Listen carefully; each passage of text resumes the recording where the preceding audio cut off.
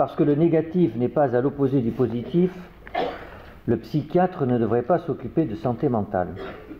Alors il y a une articulation autour de deux pôles dans ce titre. Un, parce que le négatif n'est pas l'opposé du positif. Et puis après, la psychiatre ne devrait pas s'occuper du santé mentale. Donc je vais faire ma présentation autour de ces deux pôles, l'un entraînant des conséquences sur l'autre. Alors, on a beaucoup parlé de négatif et de positif. En fait, on les a jamais tellement définis. Et il faut commencer par pointer le fait qu'il y a un quiproquo sur le fait que quand on dit les mots négatif et positif, on pense tout de suite au nombre positif et au nombre négatif. Et en mathématiques, eh bien, moins fois moins 3, ça fait plus 3. Les nombres négatifs sont opposés aux nombres positifs. Immédiatement, quand on pense à quelque chose de positif, eh bien, c'est opposé à quelque chose de négatif parce que instinctivement, on pense à ce que font les mathématiques. Et là, c'est un quiproquo qu'on retrouve énormément dans les sciences quantitatives et qui d'ailleurs a des conséquences assez dramatiques. C'est que dès qu'une science repose sur des nombres, comme les nombres sont un vecteur de vérité, à l'intérieur du monde des mathématiques, ça c'est vrai, à l'intérieur du monde des mathématiques, il y a de la vérité. Et donc quand une science utilise les nombres, eh bien, on transfère la valence de vérité au contenu de la science, alors que c'est son langage qui contient une part de vérité, c'est pas ce qu'elle dit. Et donc du coup on dit que la physique dit le vrai, on dit que la biologie, encore qu'elle n'est pas tellement mathématisée, que ça dit le vrai, mais en fait non, bien sûr que la physique ne dit pas le vrai. Par exemple, toutes les lois physiques sont fausses, hein, la force n'est pas proportionnelle à l'accélération, tout corps pesant ne s'attire pas proportionnellement à sa masse et inversement proportionnellement au carré des distances qui les séparent. Ça c'est vrai approximativement, c'est suffisamment vrai pour qu'on puisse construire des ponts, etc., et que ça tienne. Mais il y a des situations où c'est pas vrai. Il suffit d'aller très vite, vous savez, et à ce moment-là, la physique classique ne marche plus. Donc les lois physiques sont fausses mathématiquement, mais comme ça repose sur des mathématiques, alors quand on l'enseigne, et même quand on en parle, eh ben on a l'impression que c'est vrai. Et donc là, il y a la même chose. On dit, ah ben il y a le négatif, il y a le positif, donc l'un c'est le contraire de l'autre. Alors on va voir que c'est pas vrai. On va voir que c'est pas vrai, on l'a déjà évoqué hier. Alors d'abord, regardons qualitativement, juste comme ça, en effleurant le sujet. Qualitatif, souffrance, négativité, positivité. Si la négativité c'est la souffrance, on peut souffrir longtemps. Malheureusement, on a des expériences dans les hôpitaux où des gens souffrent longtemps. Est-ce qu'on peut être bien longtemps? Ben, c'est pas si sûr. D'ailleurs, quand on est bien, en fait, au bout d'un certain temps, c'est fatigant. Et en fait, on ne devient plus bien. C'est-à-dire, vous voyez, il y a quand même déjà une différence de nature entre les deux, dans le vécu du négatif et du positif. Et puis, il y a même des gens qui disent que quand on souffre, ben, on s'en rend compte tout de suite. Hein. Quand vous souffrez, vous souffrez. Et il y a des gens qui disent que quand on est heureux, on ne s'en rend pas compte. C'est a posteriori qu'on se dit, à cette époque, j'étais heureux. Donc on voit déjà que dans le vécu du négatif et du positif, eh bien, il y a des choses qui sont qualitativement différentes. Alors, allons un peu plus en avant. Parce que j'ai dit, disons le vide, le négatif c'est la souffrance, le positif c'est le bonheur, mais en fait il y a plein de mots autour de ce qui est positif et négatif. Hein. Souffrance et douleur déjà. Il y a les émotions, alors il y a des émotions positives et négatives. Il y a bonheur, mais il y a bien-être, et en anglais d'ailleurs c'est un peu compliqué. Bonheur, happiness, est-ce qu'être happy, est-ce que c'est la même chose qu'être heureux? Je ne suis pas si sûr que ça. Et puis il y a le plaisir. Alors on va essayer de rentrer un petit peu plus dans le détail de ces mots pour voir qu'il y a une espèce de diffraction de tout ça, que c'est pas, rien n'est complètement différent, mais il y a des subtilités qui méritent d'être pointées. Alors, souffrance et douleur. Ça, quand on est médecin, c'est une vraie question. La douleur, il y a des antalgiques. La souffrance, est-ce qu'il y a des antalgiques? Et en fait, il y a peu de textes sur souffrance et douleur. Il y en a un qui est très beau, qui est phénoménologique, de Ricoeur, et qui, pour résumer, dit « La souffrance, elle est endurée, la douleur, elle est éprouvée ». C'est-à-dire, c'est comme si la souffrance s'inscrivait dans une trajectoire de vie, l'individu il se construit autour de sa souffrance. Et il la gère, et la douleur, elle vient là. Et elle est éprouvée, c'est-à-dire que tout d'un coup, vous avez mal. Et c'est un choc qui vous est asséné. Alors, ça c'est souffrance et douleur. Bonheur, alors là bien sûr, des textes de philosophie sur le bonheur, il y en a des mégapages, sans que d'ailleurs les philosophes soient tout à fait d'accord sur le concept, il s'en faut de peu. Et moi le meilleur article que je connais, c'est celui de la Stanford Encyclopedia of Philosophy, d'ailleurs que je vous recommande. C'est un site gratuit en ligne de philosophie qui est fait par l'université de Stanford. C'est de très bonne qualité, je trouve. Et donc cet article sur le bonheur dit qu'il y a en fait 3 grandes acceptions: le bonheur comme plaisir, et pourquoi pas, le bonheur comme émotion positive, et en pointant immédiatement que ça n'est pas la même chose, et notamment il y a des plaisirs qui suscitent des émotions négatives. Par exemple, manger un gros gâteau, ça fait du bien, mais on peut se sentir coupable d'avoir mangé un beau gâteau. Et puis, bien entendu, il y a d'autres plaisirs qui peuvent rendre coupable. Et puis, il y a comme 3e acception la réalisation de quelque chose.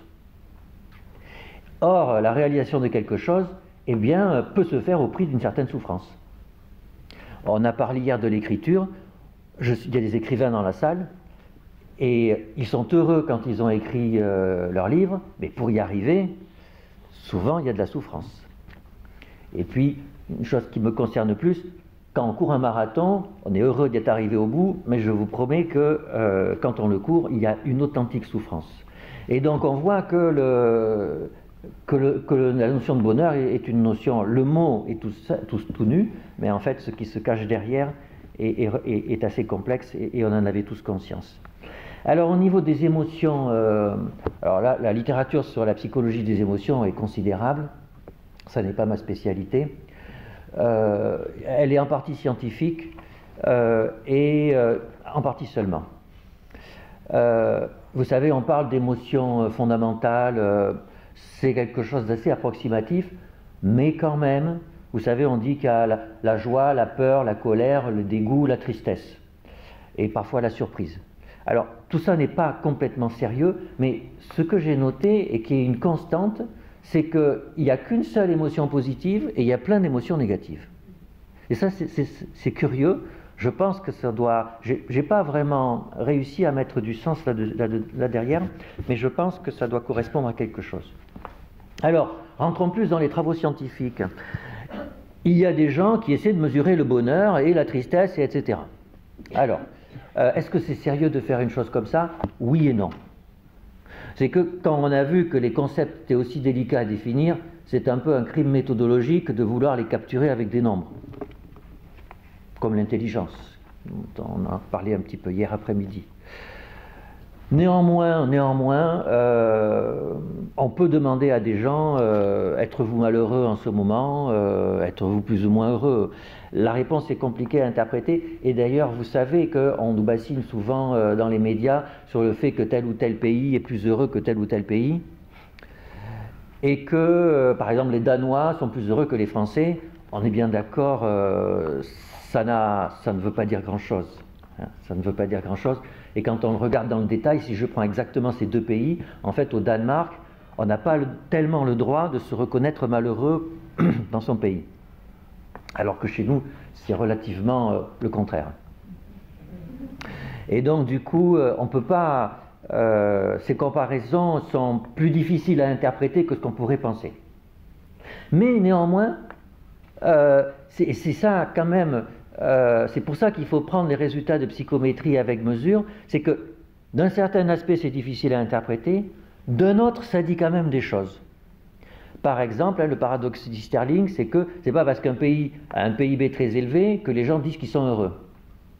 Mais quand on regarde dans le détail, en fait, ce sont les pays qui savent que leur situation va s'améliorer, dans lesquels le niveau de bonheur est assez important. Et même si les mesures sont frustres, ça fait quand même sens, c'est-à-dire quand on sait que l'avenir, quand on sait que nos enfants vont aller mieux que nous, alors quelque part, ça donne de la joie.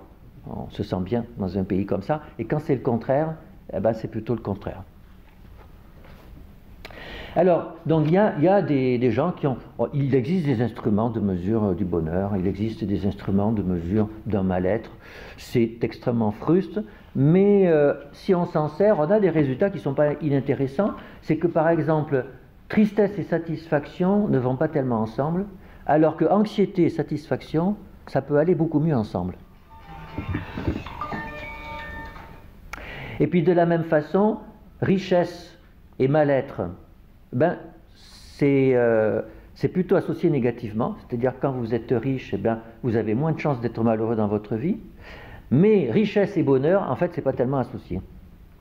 C'est là qu'on voit aussi que, encore une fois, négativité et positivité sont des dimensions qui ne sont pas véritablement opposées. Puis alors, le plus basique, c'est des corrélations. Hein. Vous avez des scores de bonheur, des scores de malheur, et puis vous pouvez essayer de les corréler. Et la corrélation n'est pas égale à -1. Vous savez, quand c'est -1, ça veut dire que c'est l'opposé. Alors, s'il y a des corrélations négatives, c'est-à-dire effectivement à la louche, plus on est malheureux, moins on est heureux, mais pas tant que ça. Les corrélations sont modestes. Donc voilà pour négatif, positif, le décor est planté et c'est pas... Donc c'est compliqué, mais on peut quand même en dire des choses. Mais ce qu'on peut dire, c'est que l'un n'est pas l'opposé de l'autre et que quand on gratte, en fait, on se rend compte effectivement que ça se diffracte. Alors, ça c'était un point de vue un peu scientifique. D'autres disciplines, de nombreuses disciplines se sont intéressées à la question de la négativité et de la positivité. Alors hier, on a parlé de psychanalyse. Moi, ce que j'ai retenu le plus de ce que dit la psychanalyse sur positivité et négativité, c'est l'ambivalence. C'est-à-dire que, contrairement à ce qu'on pense souvent, on peut être bien et pas bien en même temps. On peut aimer et détester en même temps. Et ça, c'est absolument fondamental. Et le point, le nœud de cette histoire, c'est peut-être pas le nœud, mais l'acmé de cette situation, c'est l'amour d'une mère pour son enfant. Donc, une mère aime son enfant. Un père aussi, bien entendu, hein, il n'y a pas de souci. Hein. Donc, une mère aime son enfant, et Winnicott a écrit quelques lignes diaboliques sur le fait qu'une mère déteste son enfant. Je vous lis quelques éléments, parce que c'est la magie de la clinique, c'est que, en fait, en le lisant, on sait que c'est vrai.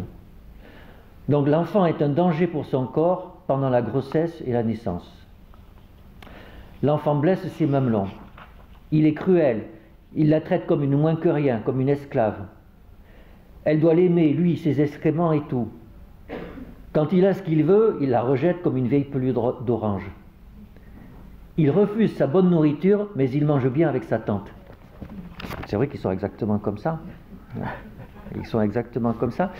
Et donc, ben vous voyez, la vie c'est ça. Effectivement, dans un couple, c'est exactement la même chose. Hein. On s'aime et par moments on se déteste. Et donc, négativité et positivité, c'est complètement emmêlé en fait. Dès que ça devient fort, c'est complètement mêlé. Et ça d'ailleurs, vous voyez, expérimentalement, c'est très difficile à étudier. Quand deux paramètres qui sont censés être opposés sont complètement intriqués, c'est très difficile de faire de la science avec pour des questions métrologiques. Alors, ça c'est la psychanalyse, mais la sociologie, je trouve, dit des choses intéressantes sur la négativité. En particulier Alain Ehrenberg, qui a écrit des textes sur la dépression que je trouve extrêmement intéressants. Et pour le dire vite, comme je l'ai compris, c'est que, en fait, la souffrance serait le prix à payer pour l'autonomie du sujet, pour s'extraire de la tyrannie du collectif. Mais le collectif, ça baume les blessures. Hein, et que quand on s'en extrait, on devient tout seul, et être tout seul, c'est dur, on souffre, mais on est libre. Et donc, la société moderne ou postmoderne, avec tout ce qu'on met derrière, serait génératrice de souffrance. Et c'est pas... j'achète ça. J'achète dans une certaine mesure. Et je pense que ce qu'on pourrait dire même au-delà de ça, vous savez qu'il y a la mode depuis une vingtaine d'années d'une psychologie positive, qui est une psychologie du bonheur. Et alors il y a des choses intéressantes, hein, notamment pour l'éducation, pour la pédagogie, pour la pédopsychiatrie, en particulier se souvenir de dire que quand un enfant est fort, il faut lui dire qu'il est fort. Et ça c'est vrai, et il faut le faire. Néanmoins, c'est vrai que quand on écoute le discours de la psychologie positive, souvent ça fait un peu too much. C'est-à-dire que c'est comme s'il y avait une espèce d'effort, il faut être heureux, voilà comment être heureux, vous savez, avec tous les livres, comment être heureux, etc. Et ça sonne faux.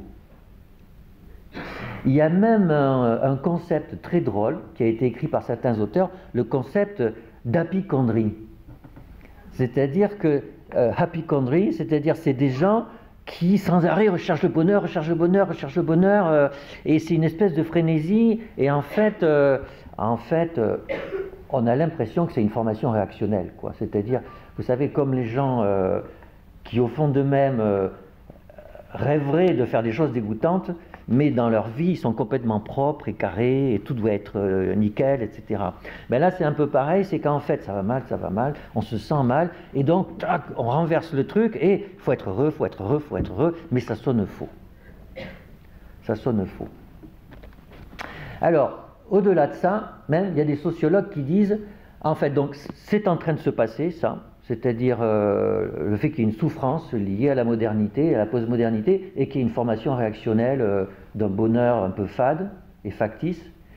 Et il y a des sociologues qui disent, alors on peut discuter, hein, je trouve que c'est un discours un peu marxisant qui n'est pas le mien, mais c'est intéressant que cette histoire-là a été récupérée par l'industrie, et qu'il y a une industrie du bonheur, une industrie de l'individualisme. Dans le genre Coca-Cola, vous voyez, Nike... Just do it, soyez bien, etc. Et en fait, derrière, en fait, on vous vend des trucs pour être bien, quoi. Et c'est pas complètement faux, je trouve. C'est pas complètement faux. Surtout que quand on regarde dans le détail, il y a des choses qui sont dites et qui commencent à poser problème. Par exemple, en mesurant le bonheur, dans les sociétés africaines, on a montré que plus il y avait d'inégalités, plus les gens étaient heureux. Donc, du coup, les inégalités, c'est bien.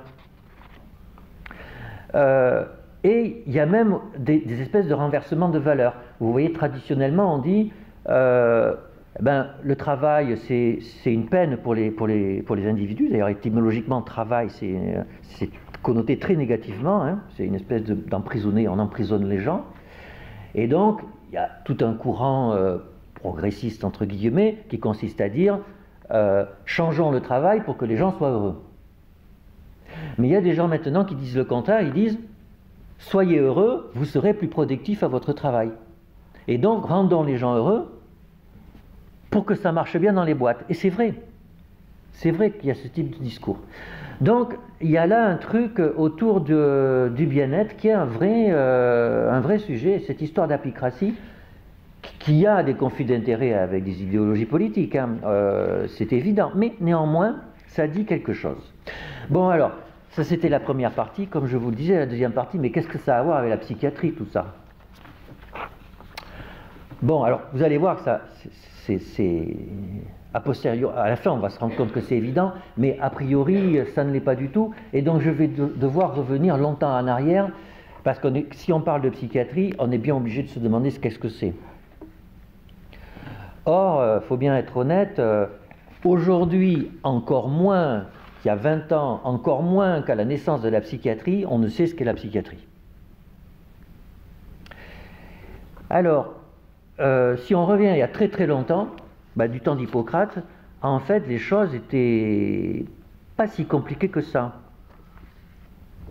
J'ai découvert il n'y a pas longtemps que le corpus hippocratique, parce qu'il paraît que ce n'était pas qu'une seule personne, c'était de nombreuses personnes, dans un texte hippocratique très beau sur l'objet de la médecine. Dans ce texte de l'art, il est écrit « La médecine, c'est écarter la souffrance des malades, diminuer la violence des maladies ». C'est très beau parce qu'on met le malade d'abord, ce qui aujourd'hui n'est pas forcément toujours le cas. Donc on voit, il y a 2500 ans, le malade était là d'abord, mais il y a quand même les maladies, et il y a la violence de la maladie, et c'est vrai que quand on est malade, eh bien, il y a des maladies quand même, on se sent crucifié par une maladie, et elle est là. Et le médecin doit lutter contre la maladie. En tout cas, socialement, on attend ça de lui, tout autant qu'il a à soulager la souffrance. Donc on voit quand même qu'il y a 2500 ans, c'était très beau. Alors qu'est-ce qu'il dit de la psychiatrie? Et c'est là que c'est quand même extraordinaire. C'est Claude Kittel qui dit ça dans son Histoire de la folie. Il dit quand même que il y avait du dualisme à l'époque, hein, mais que l'âme, ça appartient au philosophe et le corps au médecin. Et donc là, déjà, il y a la psychiatrie, déjà, elle a du mal à exister au tout début de la médecine. C'est qu'en fait, eh bien, quand les gens sont mal dans leur âme, eh ben, c'est pas tellement pour le médecin. Et d'ailleurs, vous savez que les sophistes, qui étaient des philosophes, étaient des premiers psychothérapeutes. Il y a aussi des textes très intéressants qui l'attestent. Donc il y a cette séparation, oui mais. Et là, il y a aussi un très beau texte d'un médecin romain, Aurelius Cellianus, je crois que c'est comme ça qu'il s'appelait. Alors c'est longtemps après Hippocrate, c'est 600 ans après, mais pour nous c'est il y a quand même très longtemps, qui dit que la manie, alors la manie, c'était pas notre manie à nous, c'était les états d'agitation, ça regroupait les bouffées délirantes aiguës, les accès maniaques, et voire même quelques hémorragies méningées. Mais bref, c'était des états d'agitation. Il dit, la manie, ça n'est pas pour les philosophes. La manie, c'est bien un problème de corps, ça n'est pas par le philosophe, parce qu'en fait, quand un philosophe parle à un maniaque, ça ne change rien.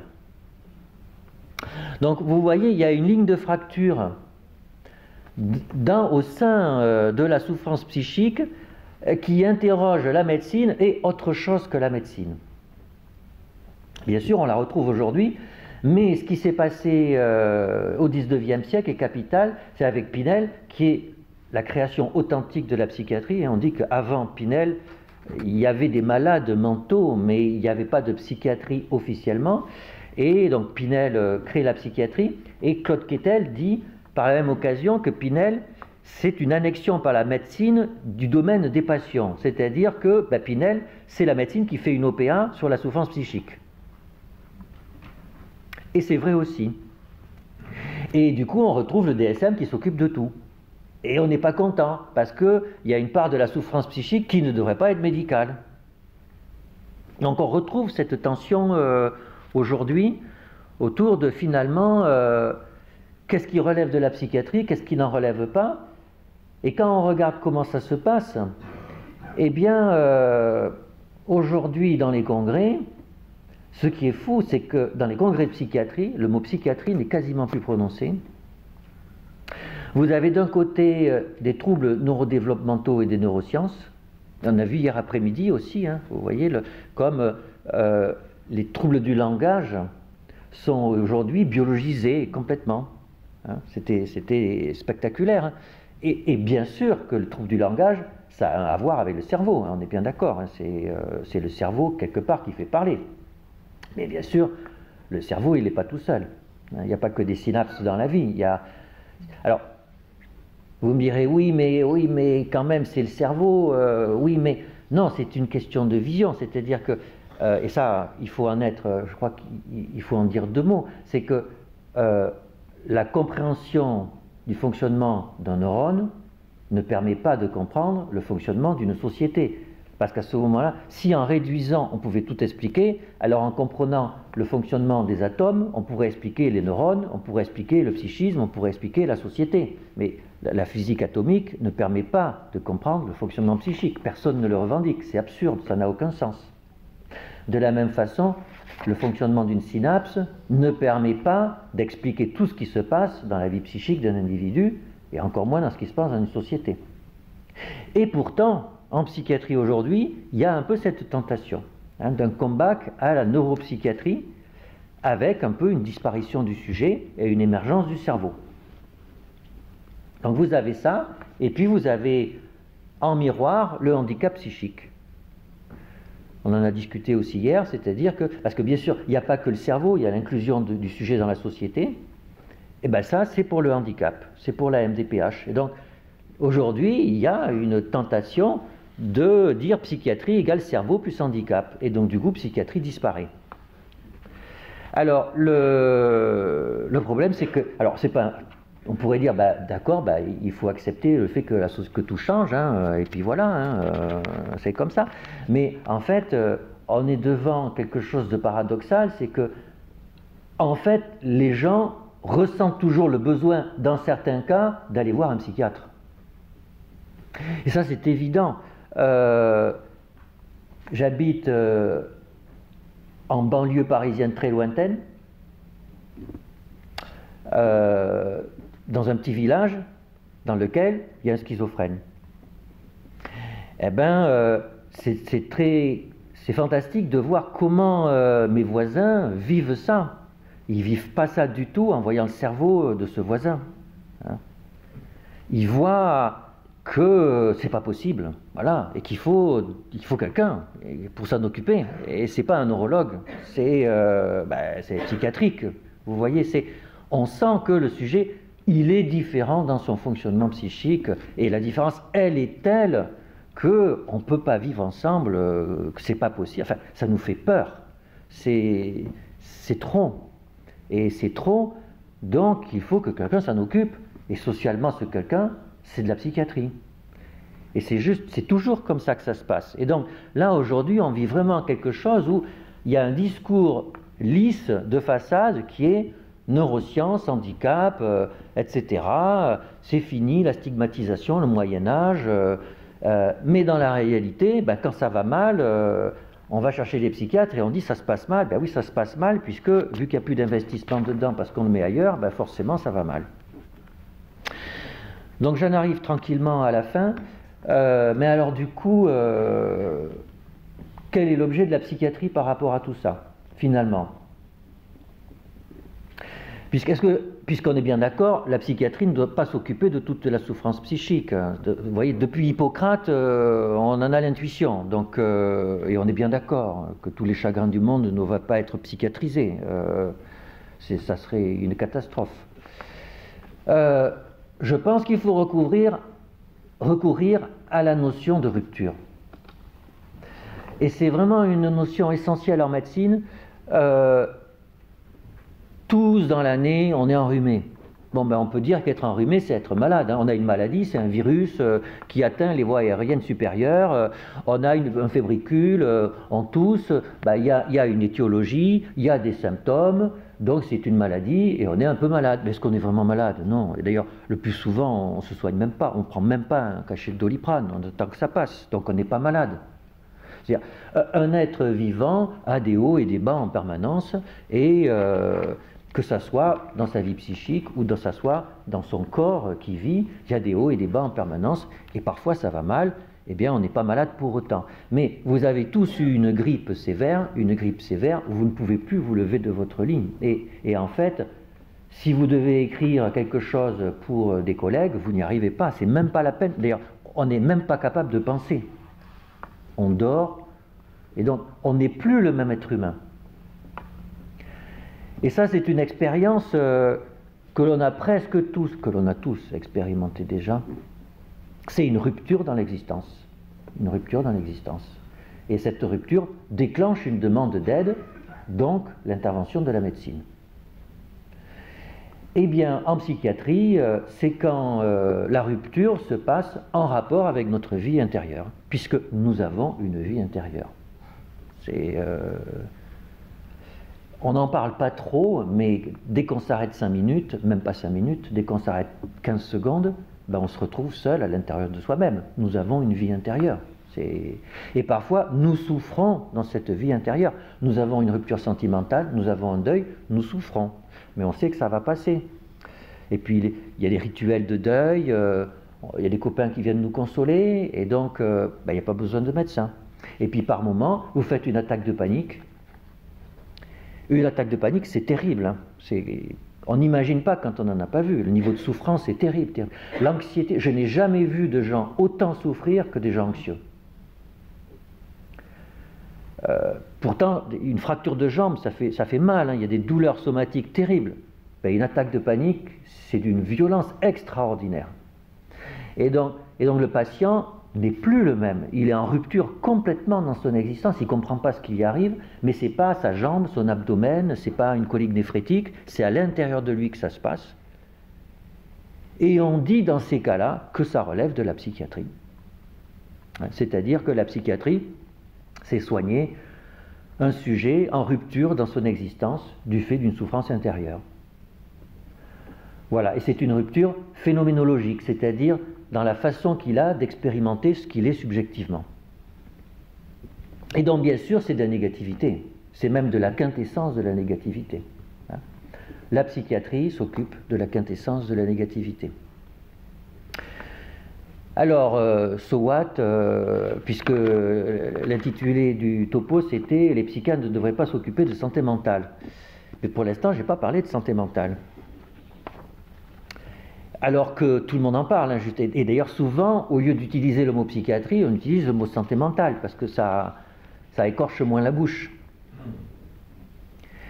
Alors, avant, c'est intéressant, avant, et même ça continue un peu, il y avait une définition de la santé qui était, vous savez, la vie dans le silence des organes. C'était le Riche qui disait ça. Et donc c'est intéressant parce que la vie dans le silence des organes, c'est ni négativité ni positivité. C'est neutre. La santé, c'était le neutre du corps.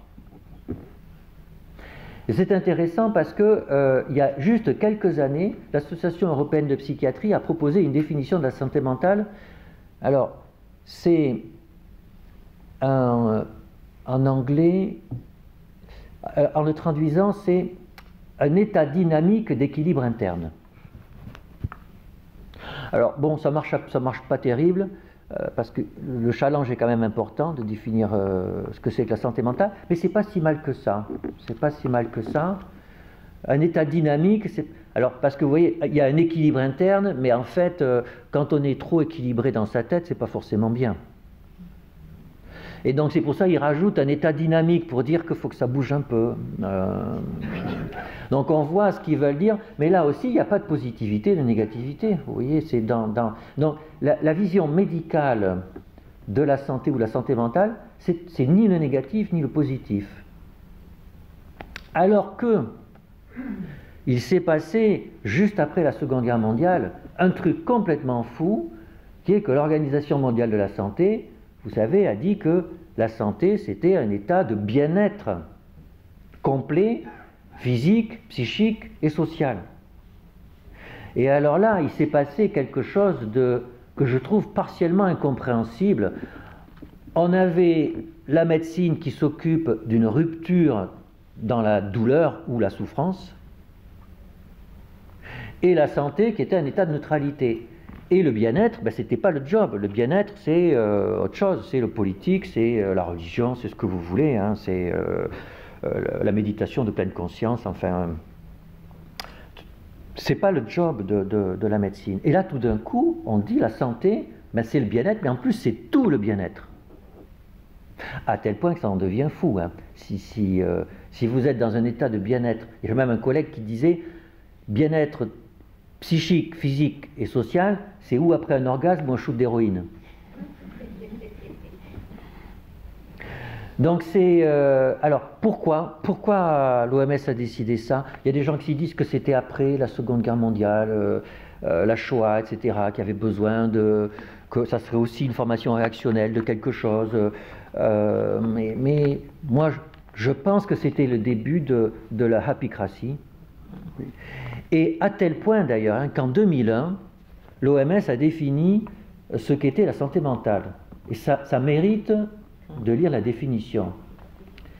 Donc c'est un état de bien-être encore, ce qui est logique, hein, si la santé c'est le bien-être total, la santé mentale c'est forcément du bien-être, mais vous allez voir la suite, dans lequel la personne peut se réaliser, surmonter les tensions normales de la vie, accomplir un travail productif, et contribuer à la vie de la communauté. Et là, c'est complètement fou, c'est que l'institution mondiale qui s'occupe de la médecine, des problèmes d'épidémie, de malnutrition, etc., définit en partie la santé mentale comme un état ayant comme objectif d'accomplir un travail productif. Et donc, même là, on est obligé de considérer que les gens qui s'intéressent à ce concept de happycratie et de détournement du bien-être à des fins sociaux discutables, ben, ils ont en partie raison. Et donc du coup, bien entendu que la psychiatrie n'a pas à s'occuper de ça, c'est complètement hors de question, et le risque est colossal de commencer à mettre le début de quelque chose dans ce domaine-là. Vous imaginez, parce que les psychiatres prescrivent des médicaments, vous imaginez si on commence à prescrire des médicaments pour que le travail soit productif, enfin, c'est complètement fou. Et donc là, il y a un véritable enjeu qui se passe en ce moment, c'est qu'il faut dire avec force que la psychiatrie n'a rien à voir avec la santé mentale. Je vous remercie pour votre attention.